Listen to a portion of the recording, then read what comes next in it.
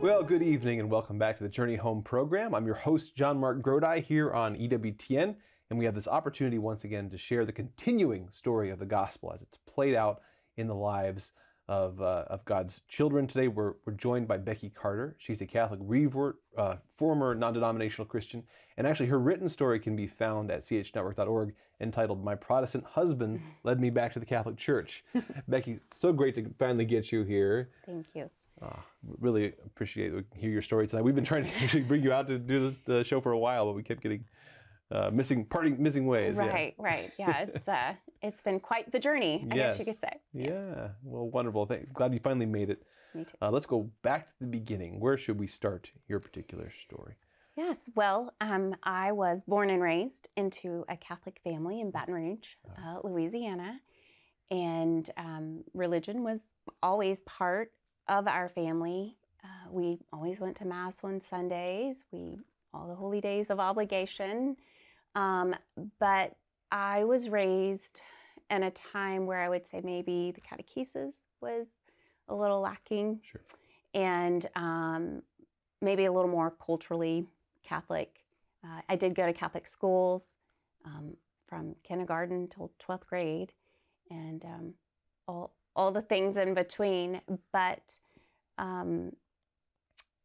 my family was my mom was actually not Catholic. And so I do have a great memory of her coming into the church. She had actually started RCIA, and my father didn't even know. And it wasn't until they started doing all the rites that he realized what she was doing. So that was a neat time. And so my mom was raised Methodist, and then converted when we were a little older. But just went through all my sacraments, received confirmation when I was in high school.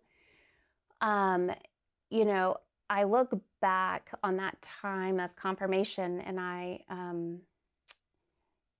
was probably in a stage of, I don't know, rebellion, or I just didn't know, I just didn't care, I just didn't listen much. But it's just what we do, right? We go through those different rites and sacraments. So I remember that time of formation.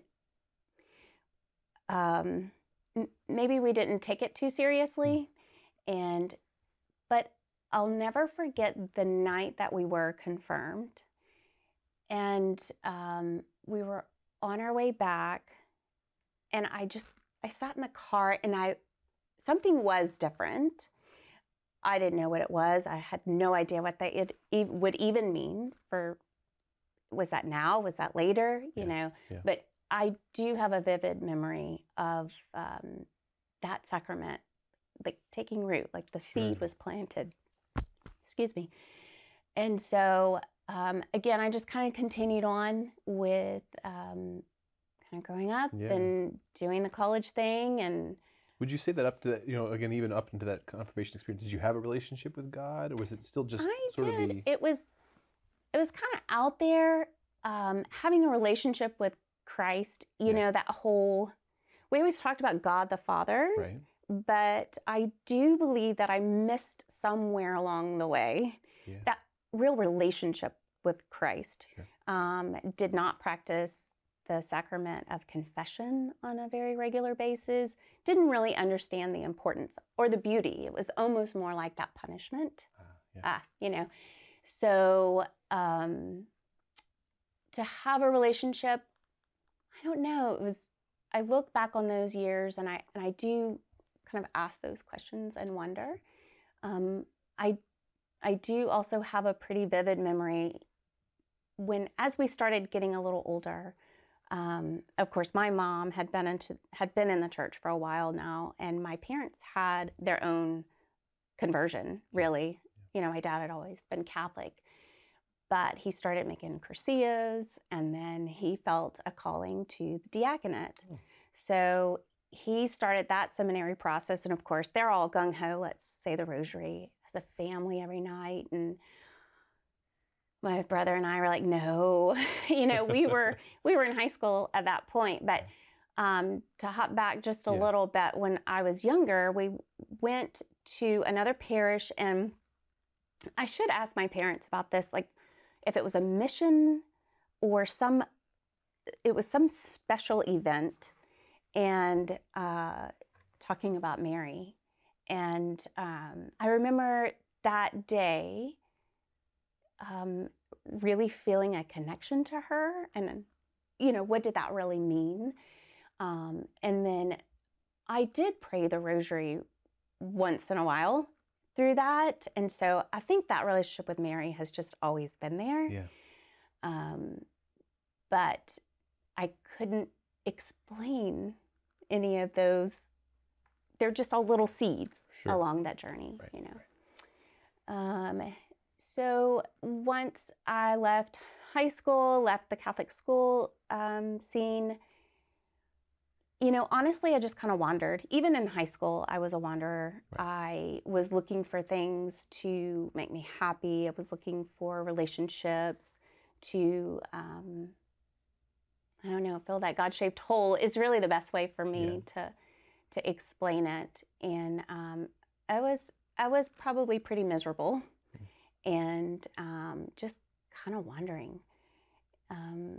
When I was about 19, I met a guy, and he was a Christian. He was raised in a non-denominational church, and he would ask me all kinds of questions, and I couldn't answer any of them.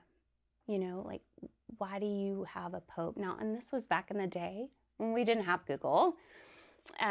We had the encyclopedia, and he was from a small town that it was just a missionary church, so he couldn't even go to the Catholic Church and maybe go ask somebody questions because it was just no one really there to minister in that way. And so he would ask me these questions. What is a vicar of Christ? Or, why do you have a pope? I don't know, we just do. Why do you go to confession? I don't know, we just do. Why do you worship Mary? And I was like, well, I don't think we worship Mary. But again, I just could not articulate what I believed. And again, in my own hard-headedness, I never really put two and two together that my father, who was now teaching RCIA classes at the local parish, was going through seminary, who could actually answer all those questions, right? I just never looked in that direction. I always asked the Lord, like, why? I had everything right there. Anyway, so we started dating, and we dated for several years, and we knew that we wanted to worship together, even though we weren't necessarily living Christian lives at that point. I find it interesting that we thought it was very important that we would worship together. Yeah. And that was a very early on conversation. But again, he knew more about the Bible. He could quote scripture. He knew what he believed and why he believed it. And in my mind, that is what compelled me. Well, if I don't know what I believe, then why should that really matter? He knows what he believes, and he knows the Bible.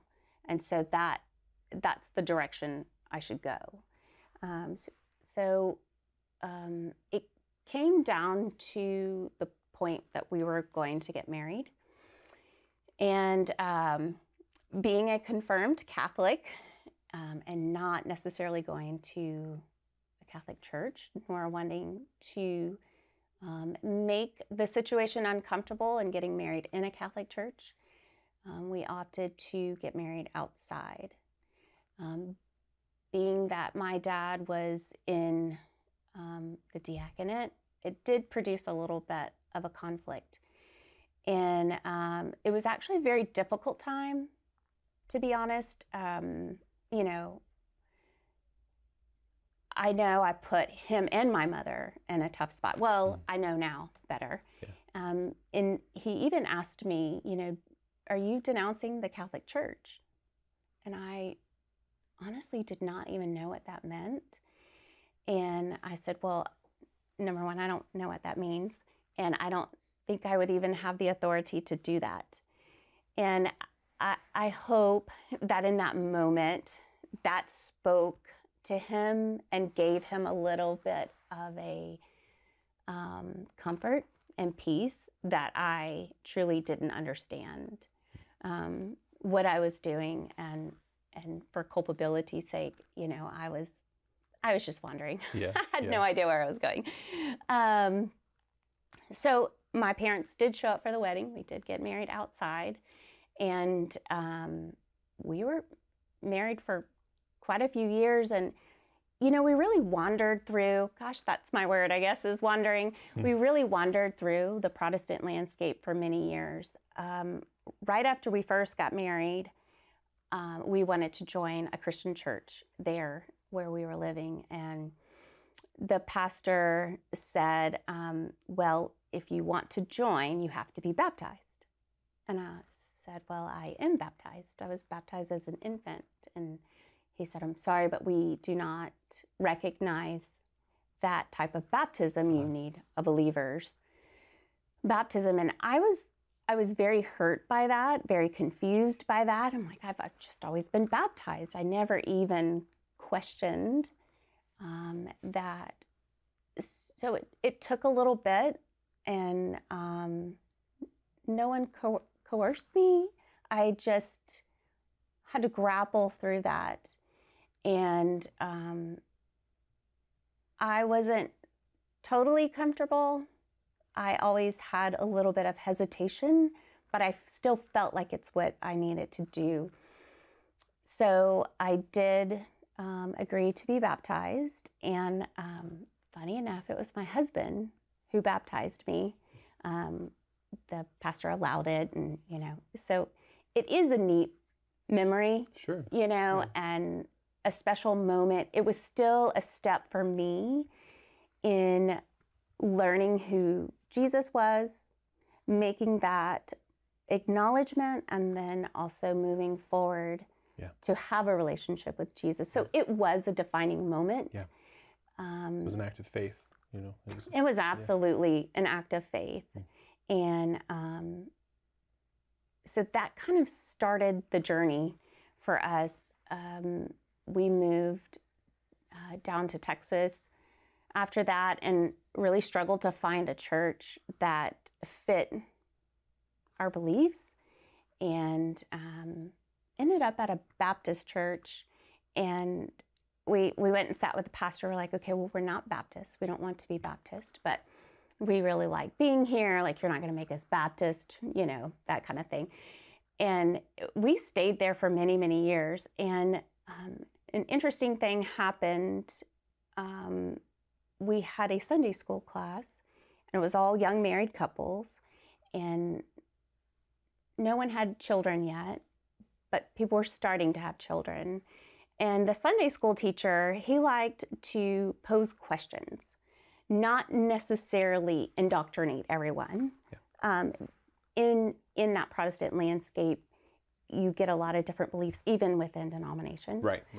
So one day he asked about contraception. And he said, you know, some believe that contraception can be an abortifacient. And that one just struck me at the core, and I started really questioning. I called pharmacists, I called everyone, like, what does this really mean? And, you know, what the primary function is and the secondary functions and all that. And so my husband and I worked through that, and we chose to not use contraception early on in our marriage. And it's interesting to watch how that plays out, and that's why I really bring up that point, is because it really plays out in our entire marriage. So again, we are walking through, love Bible studies. I love the Lord. I mean, we are both growing in our faith. Our faith is pivotal. It's definitely part of our life, and it's the central part of our life. we moved back to Arkansas, and again, had to find a church. And we went back to a non-denominational church that we had originally gone to or visited way back when. And it had grown again, it was fine. You just go, you listen to the message, good music, right, that kind of thing. Yeah. So we started having children, had all of our children dedicated. We have 5 children. Actually, I don't think our 5th one was dedicated there. He was not dedicated, but all the other ones were, and I liked that ritual.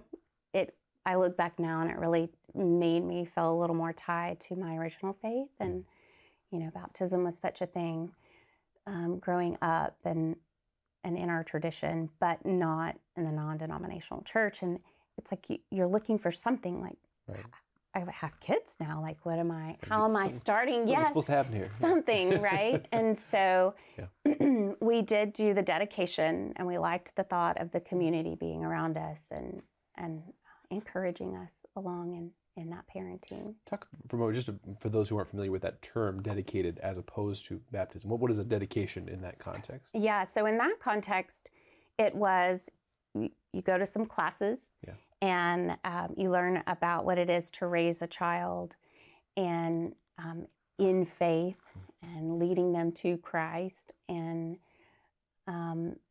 it's really just a public commitment, right? Kind of like baptism. It's just a public commitment, right? You just stand up and you say, we are going to raise this child in the Lord, and to know the Lord and to seek the Lord. That really is all it is. But it is still a beautiful moment, and it meant something. For sure. For sure. Yeah. So from there, my husband started getting a little disengaged, and he really started asking the question, what did the early church look like? And I don't think this is what it looked like. When you read the New Testament, I don't think this is what it looked like. And he had a buddy at work, and they really started reading church history. So he started doing this, going back in history. I'm just busy raising babies and being with my friends and just trying to survive that season of life. Yeah. But he was really digging, and I don't guess I realized exactly what that meant. And so his friend had started to attend a Presbyterian church, PCA, Presbyterian Church of America. And that's where all the theological terms really started to come in. And my husband is very much an intellectual, and it really challenged him, made him question things. And he's like, Becky, I really think we need to go check this out.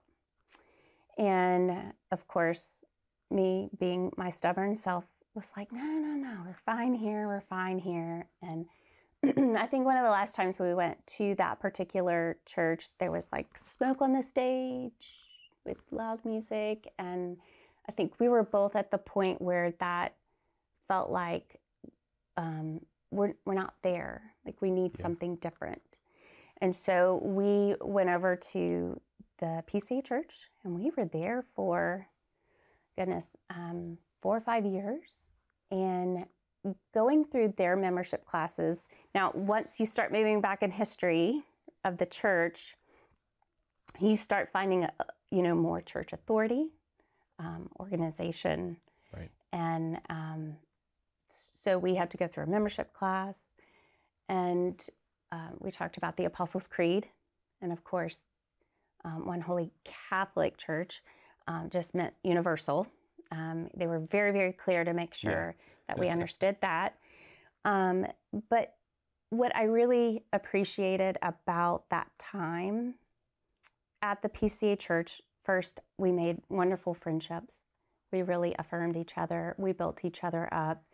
We dug into scripture together. It had more of a semblance of liturgy, obviously, and people really took their faith seriously. And they also believed in infant baptism. So every time there was a baptism and the pastor would explain what was happening, of course, baptism does not save. They don't believe that. But we do believe it's important and it has its role. And I always felt like that fell flat. Like, wait a minute, if this, then what? And I kept asking that question over and over, like, wait a minute, there's got to be something else. It's just not. My logical brain kicked in. Apparently, I do have a very logical and reasonable brain that I never practiced before. And so we did have our children baptized, all of them, on the same day. And it was really actually quite wonderful. Still didn't really understand exactly what was this efficacious? Did it really matter?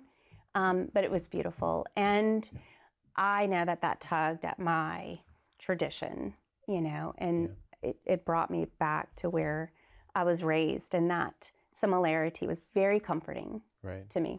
Well, even just encountering, again, it's interesting because at this point, you said your logical brain kicked in because you actually encountered differences that mattered. Right? Yep. A real sense of, okay, wait, what does baptism do? Does it do something? Mm-hmm. Does it not do something else? Then, they can't be both. So it does, cause you to move into a different mode of thinking about, what do I believe? Right. Well, and by this point, we had been to, several different churches, and even trying to find a church when we were in Texas was very difficult. And so just all those seeds of being like, it should not be this difficult to find a church, and it was, it was stressful. Hated going in and not knowing anybody. Like, what are they going to teach? Do we like this pastor? It was always revolved around the pastor. Yeah. And then if we liked them, then we would meet the people. Yeah.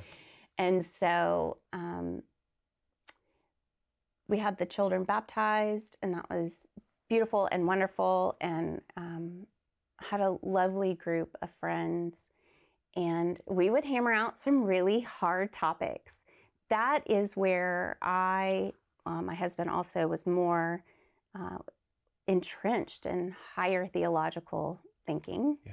And I learned a lot of words, our bigger words, that at the time I didn't realize how important they were, but it actually prepared me for when it was time to start understanding Catholic theology.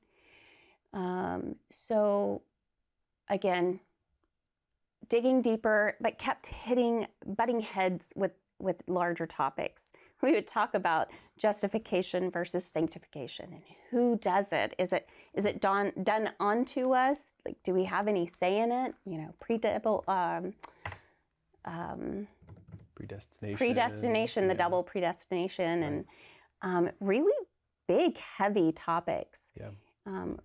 Really became important, and I just never even realized that they even mattered. But they started to matter. And again, all these years from that Sunday school class to this point in our faith walk in the Presbyterian Church, and kind of walking back through history church-wise, I've asked women along the way the whole time.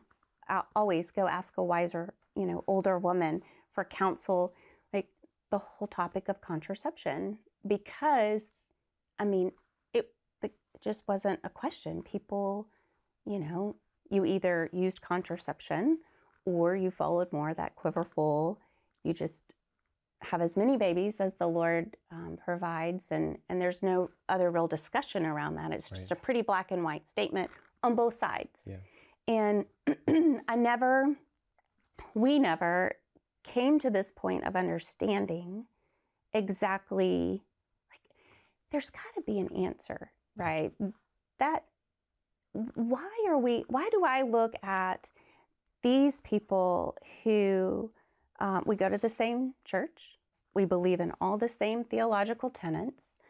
How can this, God-fearing, Jesus-searching family believe so strongly over here, where you have these others who, I know they love the Lord, I know they're searching Him, they read the scriptures, they read the same scriptures that this family does, and they have absolutely no problem using birth control pills. And I just really struggled with that, the polarity of it, and like, where's the answer? Right. Well, I mean, by this point, we had been married for, 14 years. Again, we had 5 children, and we got tired of asking questions. Yeah. And so we made permanent decisions, and my husband wasn't ever sure of it, though he was the one who said he never wanted children. We always joke about that, and now he has 5. But he's the one who hesitated, where all along I was the one who said, no, we can't really, that's for the Lord. So we kind of flip-flopped at that moment, but we moved ahead, and it would be in just a year when we would become Catholic. Wow. And finally have all those answers, right? Yeah. So again, in that Presbyterian church, the church authority, there was some things that were happening. It didn't realize really what it meant to submit yourself under that church authority until you started watching them actually use their authority on others. And the day is very vivid for me when my husband called, and we knew some things were going on, and he said, I just need you to know we will never go back to that church. And now you got to remember, these women, we all homeschooled together. We did life together. Yeah. And I froze. I was like, well, okay. But what does that mean? Where do we go? Again, it comes back to that same thing of, now we have to church shop all over again. That pressure. It's so much pressure. And I mean, at some point, you've shopped all the churches, right? And you're trying to find a church that fits your beliefs. And at this point, we have been all over the place, and we've come to this place. And so we decided to go back to another Baptist church at that time, and while we tried to figure things out. Yeah. And the problem with that is the pastor was Calvinist, so he fit that PCA theology, so we enjoyed his sermons. But my husband met with him, and he said, what if we decide to become members, what is that going to mean? Because now, back to baptism, our children have been baptized as infants. Right. And for our children to ever be allowed to receive communion, to participate in any communion services that they do, or to become members of the church, what does that look like? And because they were Baptist and part of that field of theology, even though he was a strong 5-point Calvinist, just like everything else, he's like, they would have to be rebaptized. Wow.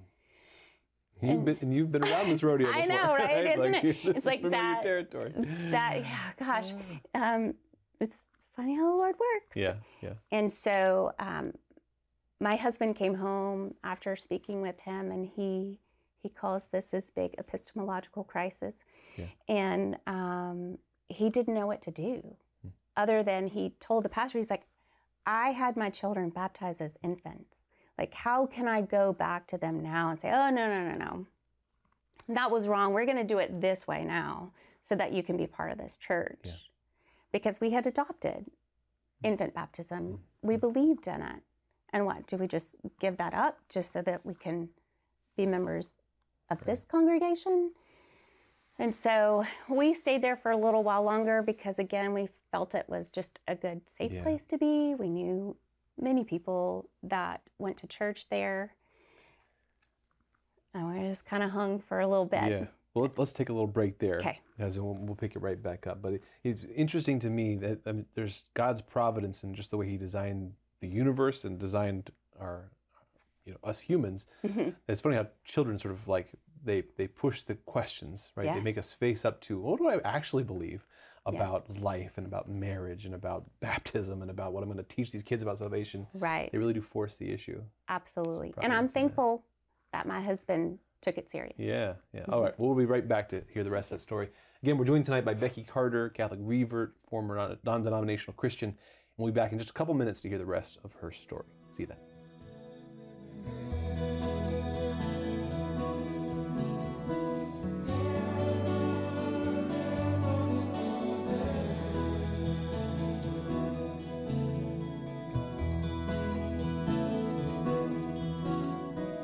Welcome back to the Journey Home program. We're entering the second half of the hour tonight, talking to Becky Carter. She's a Catholic revert and former non-denominational Christian. And we've, great story. Thanks for sharing it with us so far. And when we left off, you'd been through this circuitous route through different denominations in the evangelical world, non-denominational, Baptist, Reformed theology. And you're at this point where you've gone back and forth in terms of the theology on baptism, and now you have this news that to join this Baptist church, that your children would need to be rebaptized again, which was just not a place you wanted to go. No. Right? Well, it really bothered my husband mostly, and so that's why I kind of joke that my husband pulled me away from the Catholic Church, and then he drugged me back.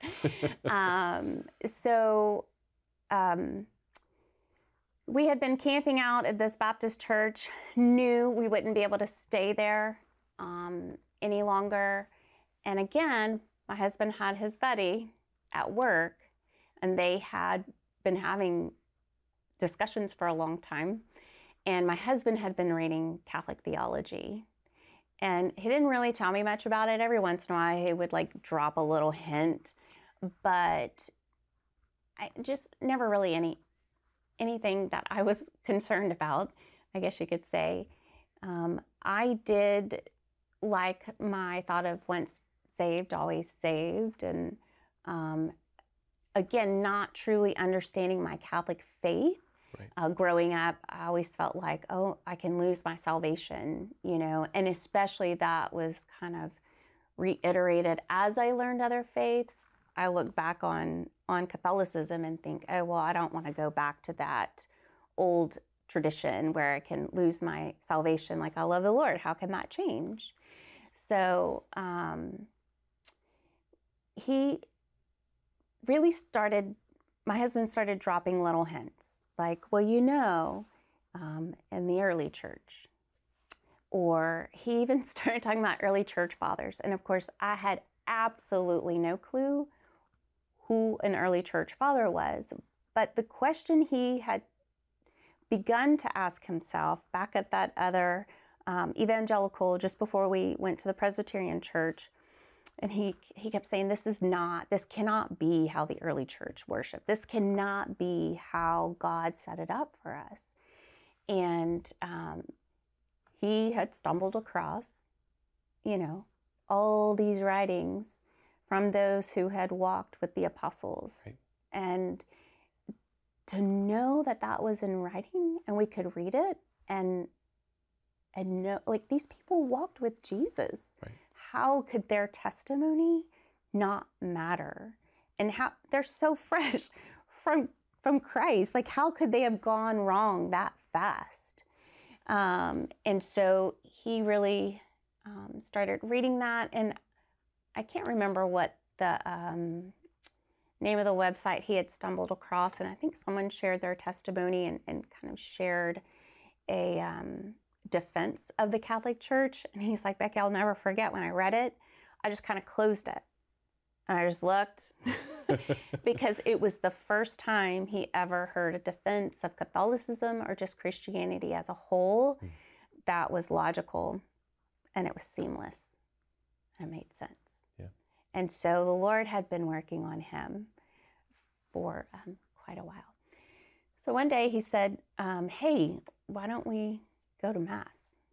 And in my stubborn ways, I was like, why? Like, I don't want to go back to the Catholic Church. Been there, done that. Yeah. And he's like, I really think we need to be Catholic. And I was like, fine, let's go. Our children, we had a little staycation, and our children were at a friend's house. It's very difficult to church shop. Yeah. With children, young children. They don't like change. No, they don't. Well, and we didn't want to drag them all over Right. like here and there. And and some of our children were a little bit older, and so they were really aware, at that time. And so I was like, fine, you want to go to Mass? Let's go. Let's get this out of your system, and let's go. So we did. We went to Mass. And of course, I run into somebody I know, and I just looked at them. They're like, oh, hi. And I'm like, no, don't worry. We're just, I was really, really kind of ugly about it. It's like, we're just here. We're not Catholic. And she just kind of looked at me. And so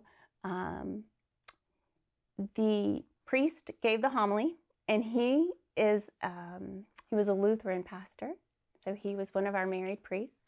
And so he had become Catholic. He had become Catholic, okay. And we probably have him in our system. Yeah, probably.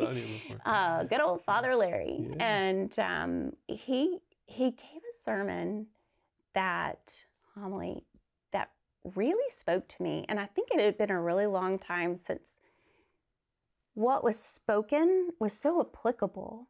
And it was when Jesus was hanging on the cross, and they had hurled insults at him, and he's like, Father, forgive them, for they do not know what they do.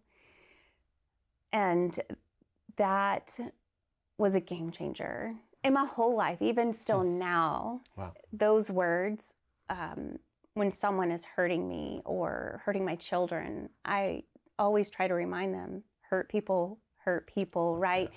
And to not make that person evil. Let's not make that person bad. Let's just try to understand where they're coming from. And it does really reduce how we respond to someone else. So as we left that day, I knew we were going to be Catholic. I didn't really say very much. But I knew, and I couldn't put my finger on that. So I became more open to hearing some of the things my husband was reading and learning along the way. And it was almost like a fire hydrant. So all these years, I have extremely devout Catholic parents who have been praying all these years for us to come home. They'd leave little booklets here. We had Magnificats at our house. When they would come stay, they would just leave things on the nightstand. But masses said for us, holy hours done for us, rosaries, sacrifices, sufferings, all of it on our behalf. And I also liken it to the grace of my confirmation. It was like once I was open this much to the Lord and Catholicism, it just poured in, and I couldn't get enough. I couldn't ask questions fast enough. And all my strong tenets, like especially Calvinism, they just fell. And it was easy for a lot of those to just fall away. And not everything was easy, but those did. The hard part of that is when you come from a denomination that is pretty staunchly anti-Catholic, your friends still believe in that Right. way. So our conversion in was difficult in that we lost a lot of friends in that process. And that's hard for a lot of people to understand. And we all tried, but, you know, you can't really talk about it anymore. First of all, we were on fire. It's all I wanted to talk about. It's all my husband and I ever talked about. It's all we read. Church fathers, Eucharist, like all the things. All those questions we had all those years. Well, why does this congregation believe that? Is it infant baptism or is it, you know, a believer's baptism? And all those questions, all of a sudden made sense. And you had consistency, you had logic, you had reason. And the realization of it's not either free will or predestination. Right. It's both. Yeah, some of those issues really come down to, that either or a both and. Right. And so I finally started to see that all denominations had a piece of Catholicism in them. Right. And putting it all together was just an eye-opener. You know, the scriptures talk about removing the veil from our eyes. And it is exactly what happened. And as it was very difficult for my father to be at our wedding and to support that now, and I never talked to him, I never asked him all those questions, right, when I was younger and trying to answer my husband all those years ago. Now I had him as a resource. And so I would call him and we would talk for hours. I would be like, wait a minute, but what about in Romans? You know, I was like, Romans is just, it's so not Catholic. And he goes, it's Catholic, Becky. I promise it's Catholic. And I just had to kind of rewire the way I was reading the scriptures, understanding and how to funnel, you know, why our traditions are what they are. And now, of course, Romans is very Catholic. Right. You don't realize that you're reading it with a lens. Absolutely. And then you realize, oh, there's an optional lens here, and so then which one does actually sort of fit? Yeah. Oh, yes. So that was a little bit of a redemption, having my father available and talking through it, you know, all those years later. So then it came time for us to start RCIA. And of course, because I was confirmed, all I really needed to do was go to confession and I could receive again. And the priest at the time felt it very important for Jim to come back in at the same time that I did. Jim had such a strong intellectual conversion that he'd been studying it for so long. He really knew the faith very well. And so they decided to bring him into the church early. Our marriage was being convalidated on our 15th wedding anniversary. And they decided, the church, they got special permission for him to come in to the church on the day of our convalidation. Wow. So he received confirmation, First Communion, confession earlier that day. It was like he found out the night before. The sacramental. He got doused pretty good. And another redeeming part of that is, of course, my parents were there. Yeah. And my dad's a deacon, and so he was part of that Mass, and he helped that whole, you know, kind of journey come full circle. And he gave the homily. Of course, I cried like a baby. It was just a lot of redemption in that moment. And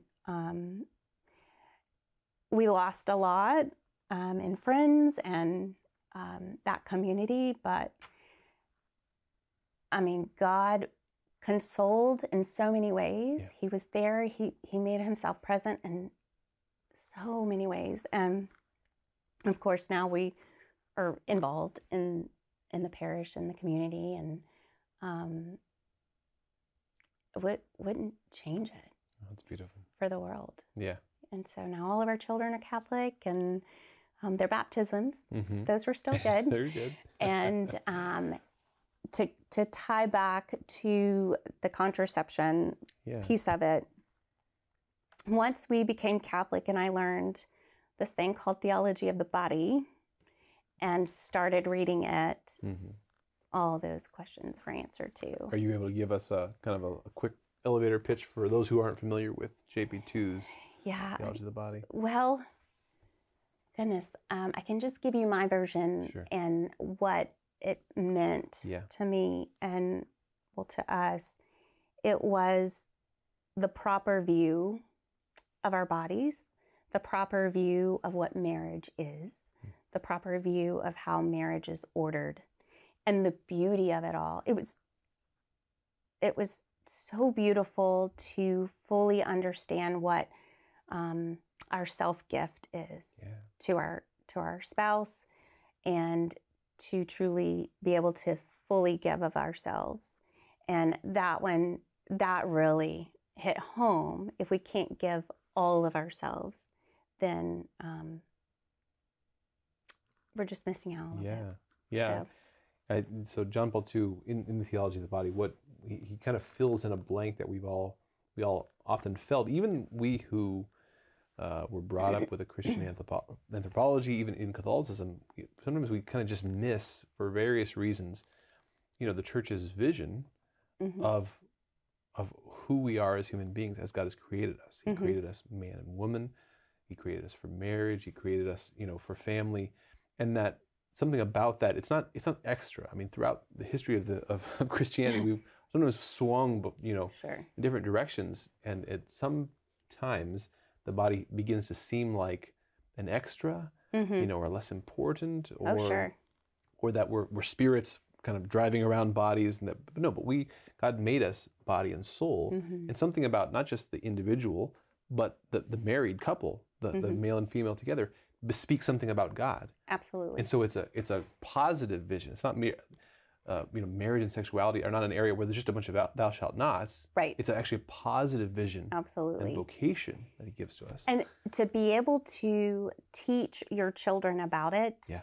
and to share that part of our lives and as married couples, and what that really looks like, and how to combat it with what the world is teaching us. I have felt very equipped to speak to our children about it and try to overcome, like, no, it's not wrong, it's not bad. I mean, how many people grow up thinking, oh, it's bad, it's bad. Mm-hmm. No, it's good and it's beautiful. Mm. And so I always try to continue in that language to my children, because I don't want them to have a distorted view of it. And the world is doing everything it can to distort their view of it. Right. So, yeah, that has been a huge piece of healing and understanding through our journey, Yeah. for sure. We have about 6 minutes left, and again, one of the themes throughout your story is encountering these different views of sacraments, in particular baptism. We're baptized, and then baptized again, and then baptized by children, and then to be rebaptized. Talk a little bit about now your understanding now as a Catholic of what sacraments are, what they do, and what difference that makes to your relationship with God. Yeah, absolutely. Yeah. Well,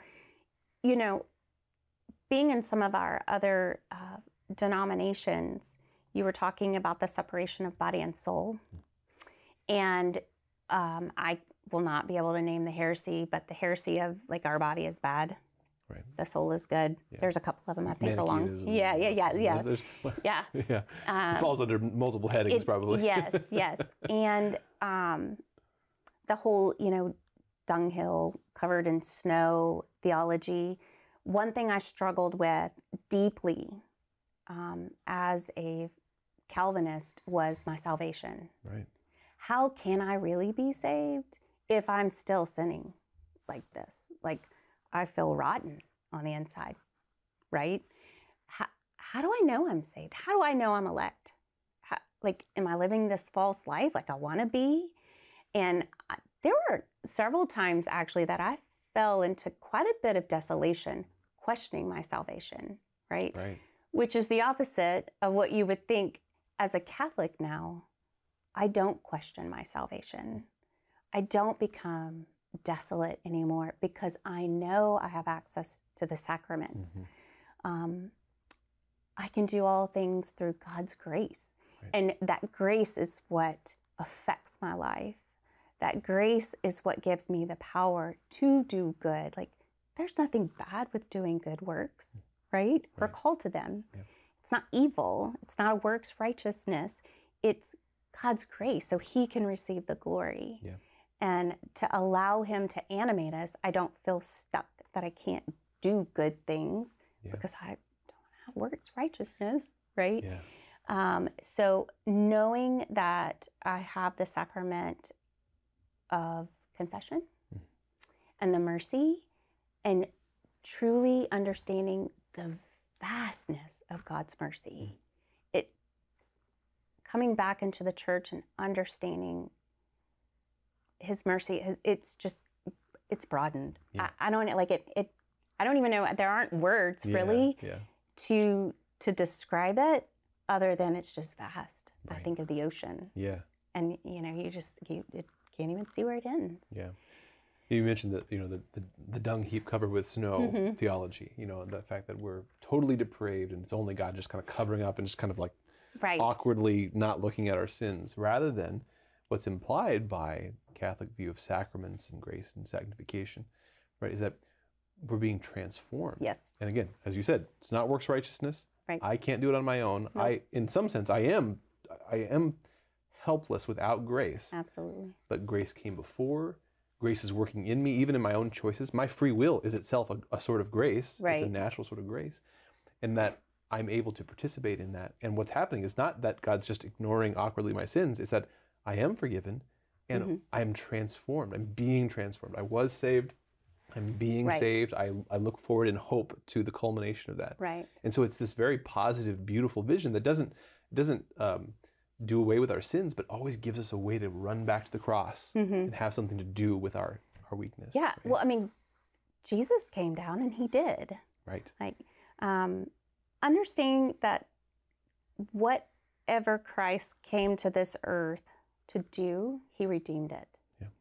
And that is one thing I have to hold on to. One of my spiritual directors would even say, God redeems your sin. Like, he uses your sin and he redeems it. Right. And I'm like, wait, what do you mean? Like he's using my sin for my good? That doesn't comprehend to me, but his point is redemption. It's all redemption. Death is redemption. Our death has been redeemed. Suffering has been redeemed. And to be able to share theology with suffering to people who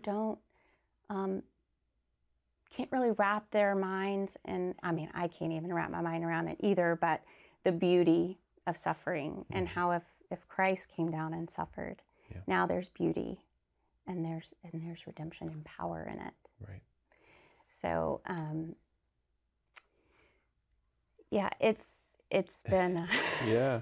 Well, so many of the concepts, the theological concepts, can sound to some people so highfalutin, but it's so practical because it gets down to the day-to-day questions of suffering and grace and choice and mistakes and apologies, right? That you trace that all the way back to this theology of who we are and who God is and what it means that we've been redeemed by Christ. And it's a beautiful thing. Absolutely. And the church is visible. Yeah. And we do have a place to go. Yeah. Yes, we are also the body of Christ, but we do have that physical space to go to where Christ is present in the Eucharist, in the tabernacle, or in adoration. The sacraments are there for us, daily Mass, whatever it is. It's very tangible. God made us tangible. It's the body and soul. We're both. Amen. All right, Becky. Well, thank you so much for sharing your story. Thank you. Really appreciate it. Again, if you like to, Becky's written story available on our website, chnetwork.org, and it's entitled "My Protestant Husband Led Me Back to the Catholic Church." Again, if you would like to revisit this story, you can do so there, as well as many other stories, both Journey Home programs, as well as written stories and testimonies, probably from somebody who's coming from a similar background that you are. So know that God loves you and that you too are on a journey, and we'll be back with you again next week here on the Journey Home program. God bless you. See you then.